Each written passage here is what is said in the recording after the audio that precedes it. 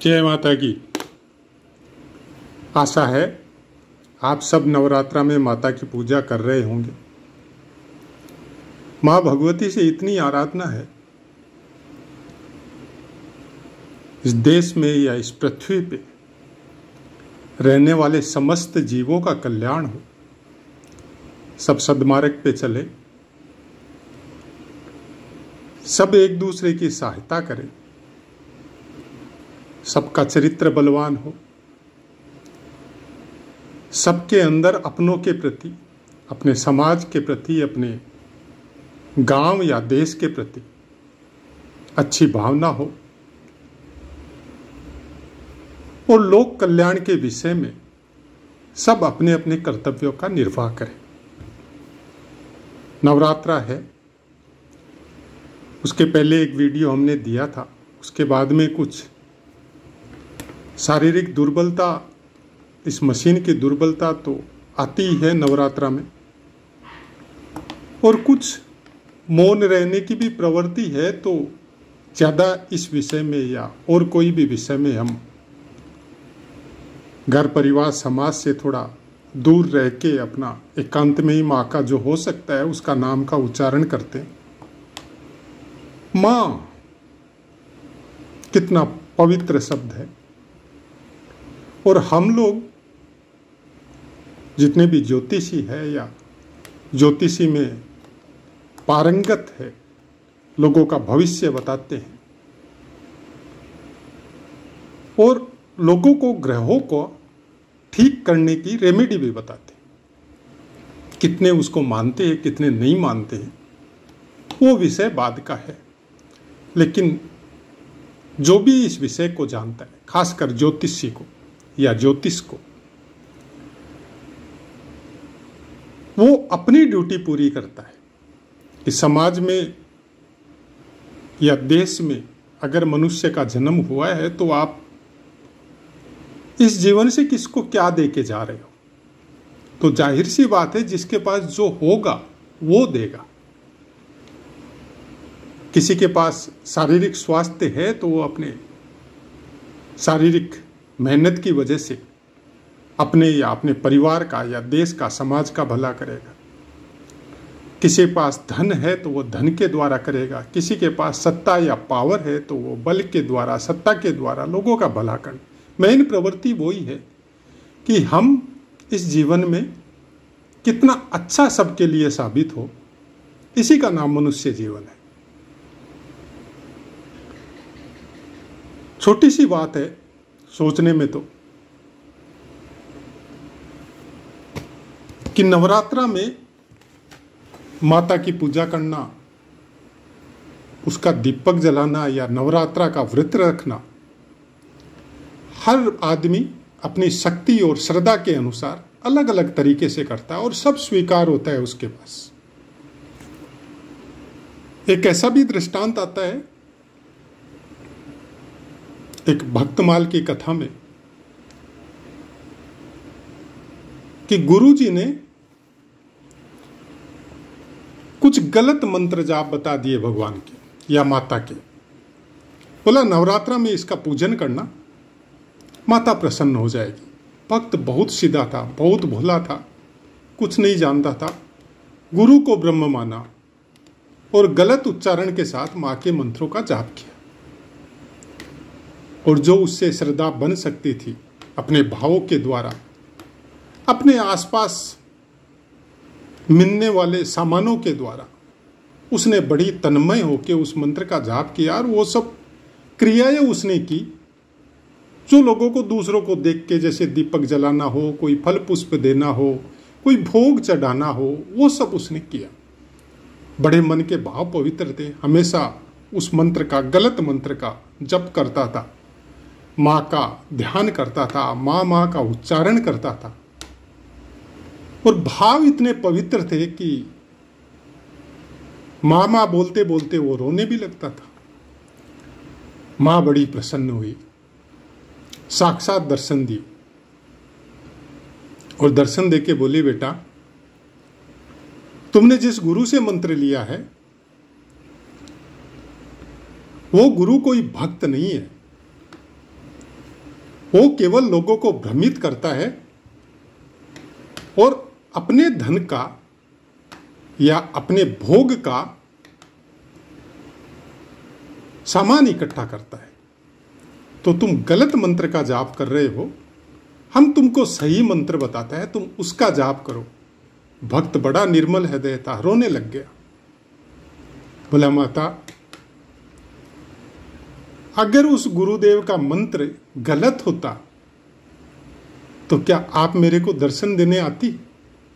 हम नहीं मान सकता माता, हमारे लिए वो ब्रह्मा है, लोगों का पूरा जीवन बीत जाता है तेरा दर्शन करने के लिए, कितने कितने जन्मों तक वो तपस्या करता है, तेरा नाम लेता है, तेरी कथा पूजा पाठ करता है, फिर भी तुम किसी को जल्दी से दर्शन नहीं देती है। और देखिए मेरे गुरु का प्रताप कि उसने ऐसा मंत्र दिया, तू 9 दिन में ही मेरे सामने प्रकट हो गई। नहीं माता, मेरा गुरु मेरा ब्रह्मा है।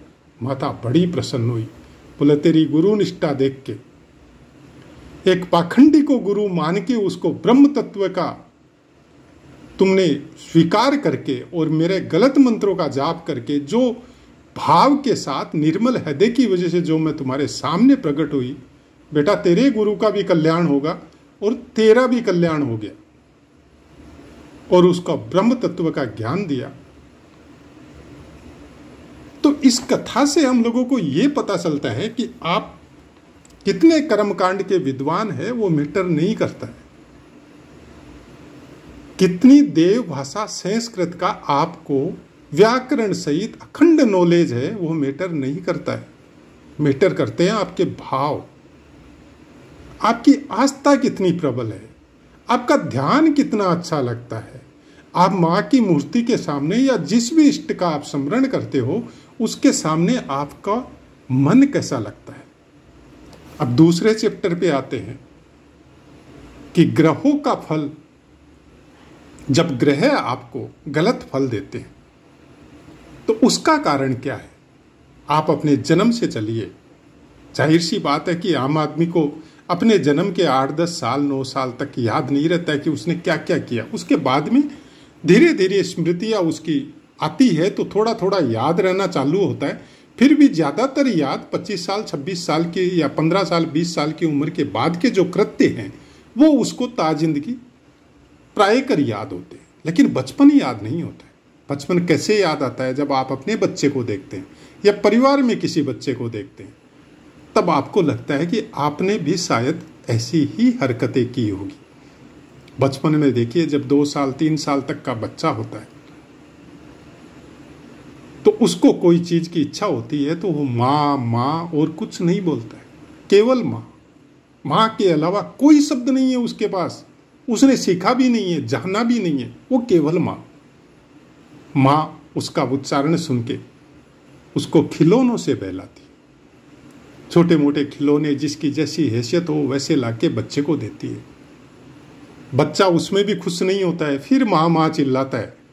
तो वो मशीन रूपी खिलौने जो रिश्तेदार स्वरूप उस परिवार में रहते हैं, भाई हो सकते हैं, भाभी हो सकती है, चाची हो सकती है, ताई हो सकती है, पिता हो सकते हैं, बहन हो सकते हैं, भाई हो सकते हैं, वो उसको गोद में उठा के दुलारने की कोशिश करते हैं, उसको शांत करने की कोशिश करते हैं।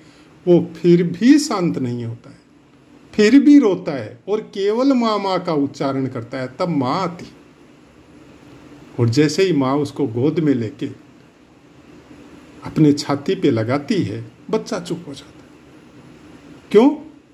वो केवल माँ को चाहता है, उसको केवल माँ चाहिए और कोई नहीं चाहिए उसको।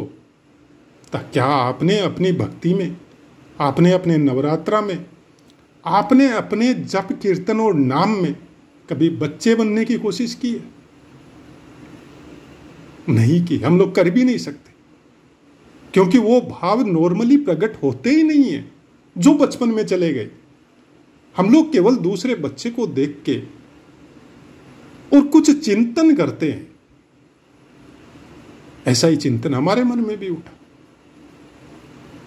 और बहुत सालों से उठते आ रहे हैं। बहुत बार देखते हैं बच्चे को देख के बड़े खुश होते हैं। क्यों खुश होते? क्योंकि वो जो उसका जो भाव है न तो उसके अंदर छल है, न कपट है, न कोई और चीज की महत्वाकांक्षा है, न उसको धन चाहिए, न मान सम्मान चाहिए, न गाड़ी घोड़ा चाहिए, न बंगला चाहिए, न कुछ भी नहीं चाहिए, केवल मां चाहिए। अब जब बच्चा थोड़ा बड़ा होता है तो थोड़ी दूरी लेता है वो अपनी जन्मदात्री मां से, जो मशीन स्वरूप उसको मिली है उससे थोड़ी दूरी लेता है। क्यों? क्योंकि समाज के, परिवार के, रिश्तों के ज्ञान उसके दिमाग में भर्ती होती है। कोई उसको छल कपट करना सिखाता है, कोई उसको सत्य वचन बोलना सिखाता है, कोई उसको मंत्र जाप सिखाता है, तो कोई उसको शिक्षा में देता है, कोई एजुकेशन में भेजता है। समाज, गांव, देश, यार, बंधु, भाई उसको अलग अलग शिक्षा देके कुछ इस सीमा में उसको डेवलप करते हैं, और माँ उसको छोड़ देती है उनके भरोसे, क्योंकि अब बच्चा दूसरे खिलौनों से खेलना चाहता है। अब बच्चे को फैमिली में उसके समकक्ष भाई बहन है वो चाहिए, उसके दोस्त चाहिए, उसके टीचर चाहिए, आज के समय में गर्लफ्रेंड बॉयफ्रेंड वो चाहिए। मां छोड़ देती, बोले ठीक है, तुमको इन खिलौनों से ज्यादा प्रेम है, तुम उनके साथ रहो।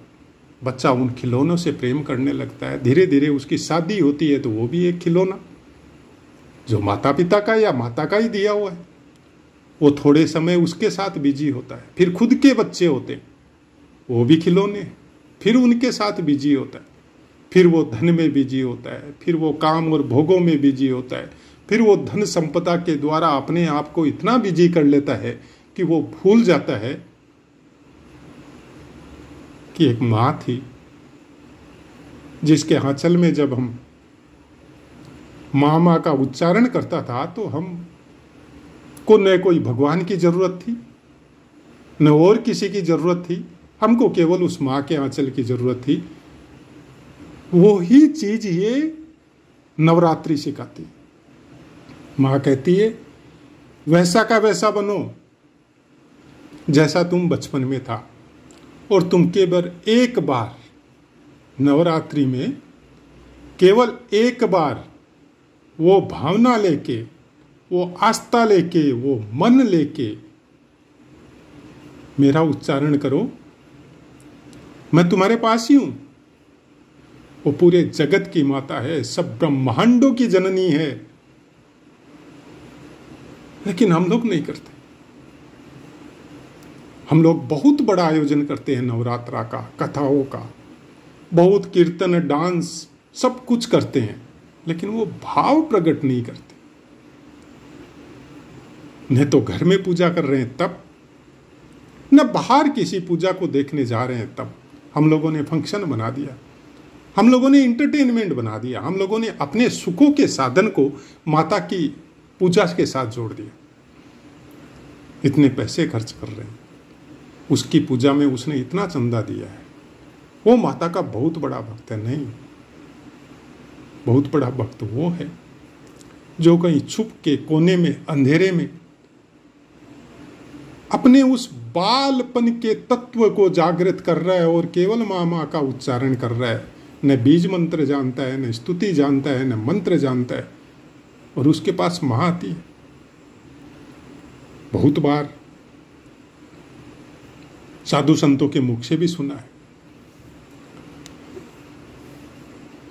बहुत बार अनुभूत भी किया है कि होता है जब ग्रह की दशा, महादशा या कुछ अंतरदशा ऐसी आती है जिसमें ऐसा लगता है कि कुछ अनिष्ट होने वाला है, आपको या हमको या किसी और को पता भी नहीं चलता कि उस माँ के उच्चारण मात्र से वो अनिष्ट जो आपके साथ या आपके अपनों के साथ, किसी के साथ होने वाला था, वहां पे उसने थोड़ी सी पीड़ा देके उस अनिष्ट को टाल दिया। आपके ग्रह के प्रभाव को समाप्त कर चुकी है वो, लेकिन हम लोग अनुभूति नहीं करते, हम लोग सोचते ही नहीं है उसके बारे में। किसी के पास धन है तो बहुत से धन के द्वारा वो हॉस्पिटलाइज करता है, लेकिन एक सीमा पे आके वो भी हार जाता है। उस कष्ट का निवारण या किसी ग्रह की रेमेडी शायद ही माता के भावपूर्ण शब्द के नाम के अलावा कुछ हो सकती है, या आप जिस भी इष्ट का साधन करते हो उसके अलावा कुछ हो सकती है। हमको पता नहीं है, हमने नहीं देखा, अगर हो सकती है। आप गुरु को भी अगर ब्रह्म तत्व की आस्था रख के अगर उसका पूजन करते हैं तो वो वैसा ही काम करती है जैसा भगवान का नाम लेने से, आस्था के साथ उसका जप करने से जो प्राप्त होता है, गुरु तत्व की भी पूजा करने से उससे कुछ ज्यादा ही प्राप्त हो सकता है। क्योंकि भगवान भी बोलते हैं, माता भी बोलती है, बेटा गुरु आज्ञा प्रथम है। गुरु आज्ञा के द्वारा अगर गलत आज्ञा भी हो गई तो भी तेरे को ब्रह्म की प्राप्ति होगी, क्योंकि उसका भार फिर गुरु पे आएगा, तेरे पर नहीं आएगा। हमने कहीं से गुरु मंत्र लिया और वो गुरु मंत्र कोई कारणवश गुरु ने, या तो उसमें विद्वता की कमी थी या उसमें कुछ और चीज की कमी थी, उसने गलत उच्चारण करके हमको बता दिया। कोई टेंशन नहीं है, उसका भार उस गुरु पे आ गया, लेकिन आपके ऊपर कुछ नहीं होने वाला। आप अगर पूर्ण आस्था के साथ, पूरी भाव भक्ति के साथ उस चीज का अगर उच्चारण करेंगे तो आपको वो ही फल मिलेगा जो आपको मिलना चाहिए, आपको कभी गलत नहीं मिलेगा। ऐसी बहुत सी कथाएं, ऐसे बहुत से दृष्टांत ऋषि मुनियों के मुख से या कथा भागवत के माध्यम से या वेद पुराणों के माध्यम से हम लोग श्रवण करते हैं, लेकिन उस पर मनन नहीं करते।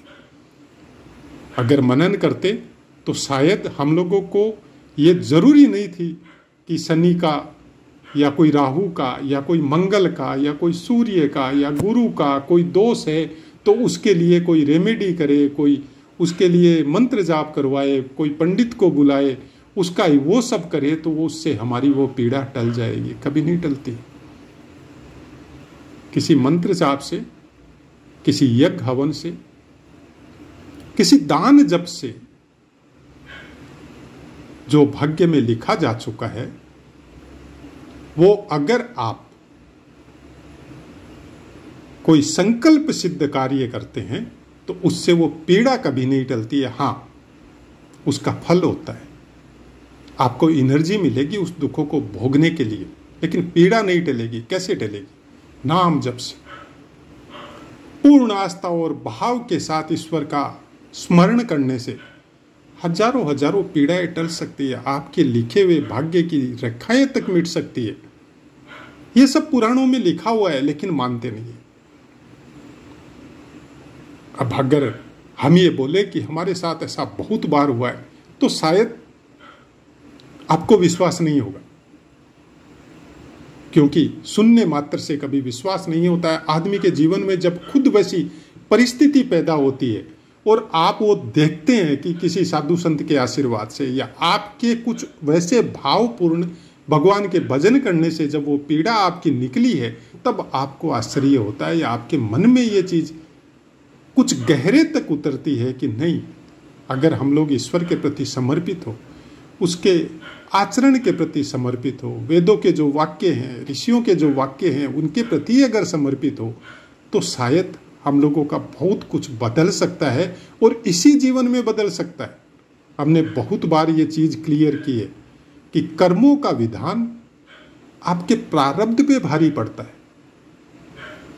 जैसे हमको प्रारब्ध कुछ और मिला है जिसमें कष्टों के सिवाय कुछ नहीं है, और वो ही कष्ट को जब हम लोग ईश्वर के साथ जोड़ते हैं, अपने इष्ट के साथ जोड़ते हैं और उसके नाम में अपने समय को व्यतीत करते हैं, और उसके नाम में जो भी कर्म करते हैं उसके प्रति समर्पण की भावना रखते हैं, तो धीरे धीरे वो जो प्रारब्ध मिला है वो कब नष्ट होता है और कब नए प्रारब्ध बनते हैं, आप और हम सोच भी नहीं सकते। मेरा कहने का मतलब केवल इतना है कि अगर मां शब्द का उच्चारण करते हैं तो मां के साथ आपके वो भाव भी आने चाहिए। मां से बड़ा शब्द इस ब्रह्मांड में और कोई नहीं है। मात्र सुख पाने के लिए भगवान बार बार अवतार लेते मात्र सुख पाने के लिए ईश्वर ने क्या क्या लीलाएं रची है। तो मां और मां से बड़ा न तो ईश्वर है, न यह संसार है, न यह ब्रह्मांड है। आप मां का उच्चारण जब आपकी एक लय ताल में भाव के साथ जब जागृत होता है तो आप सोच नहीं सकते कि आपके शरीर के कौन कौन से अंग, कौन कौन से चक्र आपके इसी जन्म में जागृत हो गए और आपको अब कहां लेके जाएंगे वो भी आप कल्पना नहीं कर सकते। इस ब्रह्मांड में ऐसी बहुत सी शक्तियां विद्यमान है जो आपको अनवरत देख रही है, हमेशा देखती रहती है। सबकी दृष्टि हर जीवों पे पड़ रही है। इस ब्रह्मांड में जितने भी जीव है, पृथ्वी के समकक्ष हजारों ऐसे ब्रह्मांड हैं जहां पे पृथ्वी जैसी धरतियां हैं। ये वेद पुराण सिद्ध करते हैं और अब साइंस भी मानने लग गया है धीरे धीरे। और हर ब्रह्मांड की उत्पत्ति, हर जीव की उत्पत्ति केवल मां रूपी तरंग और उसके शब्दों के द्वारा हुई है। जगत की जननी वो है, इस ब्रह्मांड की जननी वो है। उस भगवती को अगर आप मन से, अपनी आत्मा से, अपने भावों से अगर आप कुछ समय तक भी उसका चिंतन करते हैं, उसका मनन करते हैं, उसके शब्दों का उच्चारण करते हैं, तो हम इसके विषय में नहीं बोल सकते क्योंकि हमारे अंदर इतना ज्ञान नहीं है। और आजकल के समय में जो सोशल मीडिया पे जो चल रहा है वैसे शब्द हमारे पास भी नहीं है, क्योंकि इतने शब्दों का ज्ञान और इतने तर्क के साथ या एआई के द्वारा वीडियो बना के पोस्ट करना हमारी प्रवृत्ति नहीं है। हाँ, शब्दों के द्वारा ये बोल सकते हैं कि अपने आप को कुछ इस तरह से प्रकृति के साथ जोड़िए, क्योंकि प्रकृति स्वरूपा खुद मां है और मां भगवती से बड़ा न तो कोई है न कोई और होगा। जब आप देवी की आरती गाते हैं तो आपने शायद सुनी हो या नहीं सुनी, या गाई हो या नहीं गाई हो, उसमें साफ साफ उस आरती में लिखा हुआ है, राम कृष्ण सीता तू व्रज रानी राधा। अब आप इससे समझ लीजिए कि मां भगवती का क्या स्वरूप है और उससे क्या क्या प्रकट हुआ है और वो जीवों के लिए क्या महत्व रखती है।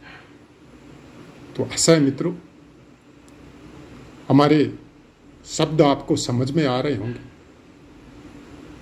कुछ नहीं करना है। आप अगर कुछ नहीं जानते हैं तो मत जानिए, कोई जरूरी नहीं है। केवल मां शब्द का उच्चारण कीजिए और वो शब्द होने चाहिए कि आप एक्चुअल में अपनी जन्मदात्री मां से भी बड़ी मां को मिस कर रहे हैं। अपने भावों को जागृत कीजिए, अपने मन को उसके चरणों में लगाइए, उसके ध्यान में लगाइए और उसके शब्दों का उच्चारण कीजिए। आशा है इसी नवरात्रा में आपको वो फल मिलेंगे जो आपने शायद आज तक प्राप्त नहीं किया। अपनी वाणी को विराम देते हैं। आप सबकी मंगल कामना माँ भगवती के चरणों में अर्पित करते हैं कि आप सबका भला हो। सबके लिए ये नवरात्रा हर जीव के लिए, पूरे ब्रह्मांड के लिए शुभ हो, सब तरफ शांति हो, सबका मंगल हो। अब अपनी वाणी को विराम देते हैं, आपसे आज्ञा लेते हैं। जय माता।